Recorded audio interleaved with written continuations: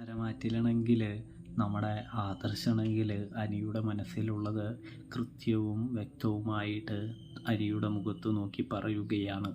അതായത്, എടാ അനി, നിൻ്റെ മനസ്സിൽ എന്ത് ചിന്തയാണ് ഇപ്പോൾ ഓടിക്കൊണ്ടിരിക്കുന്നത് എന്ന് എനിക്ക് നന്നായിട്ടറിയാം.